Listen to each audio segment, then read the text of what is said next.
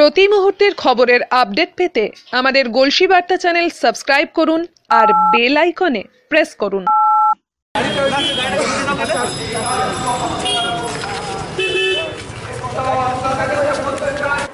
Cheat ফান্ডের টাকা আমাদের নেই, কালোবাজারিদের টাকা আমাদের নেই, সেই জনগণের কাছ থেকে আমাদের টাকা উদ্ধার করতে হবে।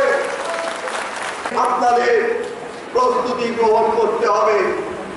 আমাদের কুপন নিয়ে চুত্র শহরে যেখানে আমরা সেই কাজটা করতে পারি, আপনি জেলা কমিটির সিদ্ধান্ত নিয়েছে ওই বিশেষ দিন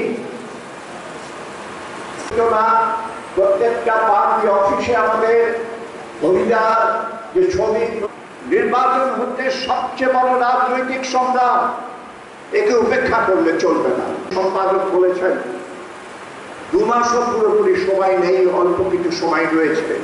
আমাদের যে দায়িত্ব আজকে ঐতিহাসিক ভাবে আমাদের উপরে এসেছে সেটা উর্দু শায়রি বলতে আরম্ভ করে দিলেন।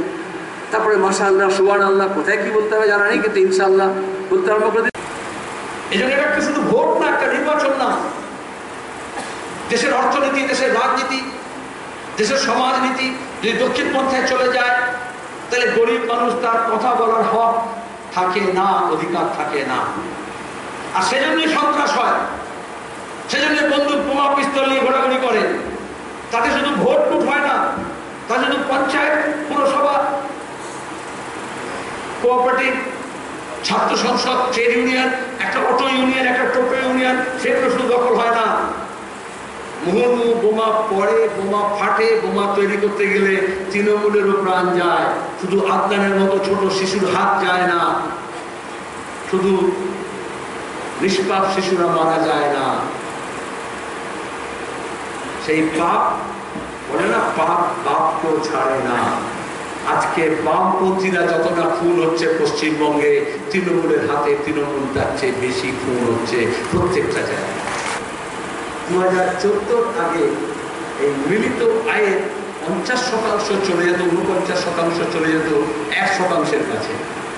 5 বছরের মোদীজি করেছেন आजादी का 70 साल है ना, आजादी का 70 साल में 1 रुपया में अंधेरा अठन्नी चला जाता था अदानी अंबानी जी के पास प्रणामी 1% লোকের কাছে। মোদীজি এসে যেটা করলেন, 8 আনার বদলে 12 আনা চলে যায় আদানি আম্বানি 1%-এর কাছে, আর 99% মানুষের কাছে বাকি 4 আনা। যুদ্ধ কি করে হবে?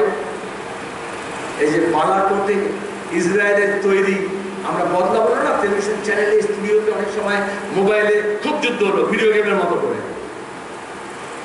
যুদ্ধের নামে খেলা হচ্ছে, আর খেলার নামে যুদ্ধ হচ্ছে। সেদিন আমি বলেছিলাম যে যুদ্ধ হবে না, বলে কি করে বলছেন কমরেড যুদ্ধ হবে না? যুদ্ধ তো বিধি পয়সায় হয় না। ভারত হোক বা পাকিস্তান হোক, 5 দিনের বেশি 6 দিন যুদ্ধের খরচ চালানোর মতো টাকা আমাদের রিজার্ভ ব্যাংকেও নেই, ওদের রিজার্ভ ব্যাংকেও নেই।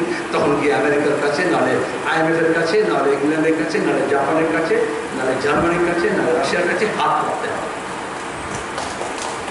ওই একটা বালাকোটে যে বোমা ফেলা হচ্ছে ইসরায়েলের তৈরি স্পাইস 2000, সেইটা কিনতেও কয়েকশো কোটি টাকা লেগেছে। তাহলে যুদ্ধ চলে তো অনেক বোমা ফেলতে হবে, আমার দাম পড়বে। মানবতা, মানবিকতা সেসব তো দূরে গেল, অর্থনীতি কি হবে? যুদ্ধ কোনো একটা সমস্যার সমাধান না, যুদ্ধ নিজেই একটা সমস্যা। আর সরকার এমন চলে, যখন একটা সমস্যার সমাধান করতে পারে না, তখন নতুন একটা সমস্যা তৈরি করে দেয়। যে কি করে হবে? চোর কখনো চোরকে ধরে, লুটেরা কখনো লুটেরাকে ধরে। আমরা ছোটবেলায় চোর পুলিশ খেলতাম, এখন খেলে না, সব তো ভিডিও গেম খেলে। চোর পুলিশ দেওয়ার খেলা তো হয় না, যে ছোট ছোট কুড়িয়ে হতো।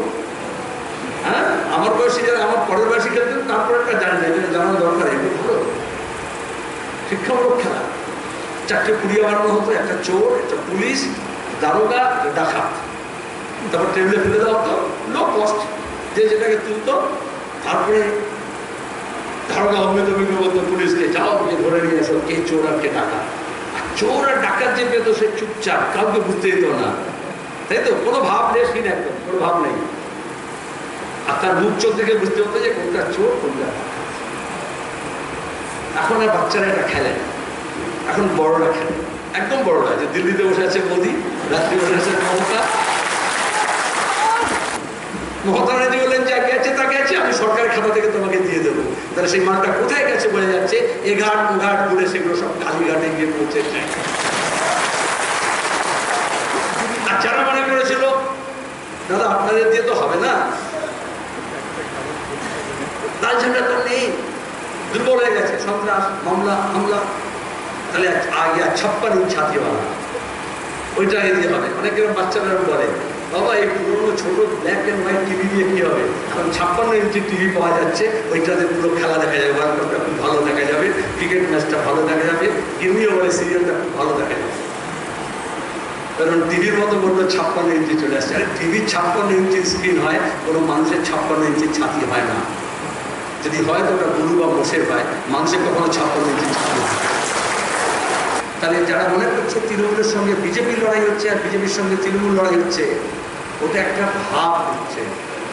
আসলে হচ্ছে তৃণমূল আর বিজেপি মিলে আমাদের বাংলার মানুষের শান্তি, সম্প্রীতি, ঐতিহ্য, আমাদের রাজনৈতিক ঐতিহ্য, আমাদের গণতান্ত্রিক মূল্যবোধ, আমাদের সংস্কৃতি, এই সবটার উপর আক্রমণ করছে।